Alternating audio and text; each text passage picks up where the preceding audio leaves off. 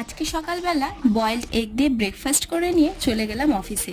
এটা আমার কাছে বেস্ট ব্রেকফাস্ট, কারণ বয়েলড এগ সকালবেলাতে খেলে পেটটা অনেকক্ষণ ভর্তি থাকে আর আমার ডায়েটেও অনেকটা হেল্প করে। এরপরে খুব সুইট ক্রেভিং হচ্ছিল, তার জন্য বাড়ির থেকে আনা কলার বড়াগুলো খেয়েছিলাম। তারপরে খেয়েছিলাম এগ হোয়াইট অমলেট, তার সাথে প্রচুর সবজি দেওয়া আর চিজ দেওয়া। বিকেলবেলা বাড়িতে এসে এই মাটন কিমা স্যুপটা খেয়েছিলাম, এটার মধ্যেও কিন্তু বেশ সবজি দেওয়া ছিল। তারপরে খেয়েছিলাম একটু শনপাপড়ি। বিকেলবেলা মায়ের সাথে বেরিয়ে পড়লাম কটা জিনিস কিনতে।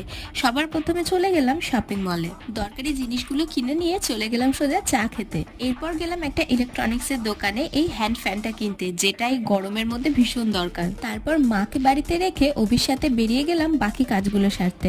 আজকে তো মনে হচ্ছিল বাড়ি আর ঢোকাই হবে না, সারাদিন রাস্তাতেই কেটে যাবে। রাস্তার মধ্যে ভীষণ তেষ্টা পেয়েছিল, তাই খেয়েছিলাম একটু সোডা, আর তারপর খেয়েছিলাম হাফ চিকেন কাটলেট। রাতের বেলা সেই আমার স্যুপ দিয়ে আজকের দিনটা শেষ করলাম।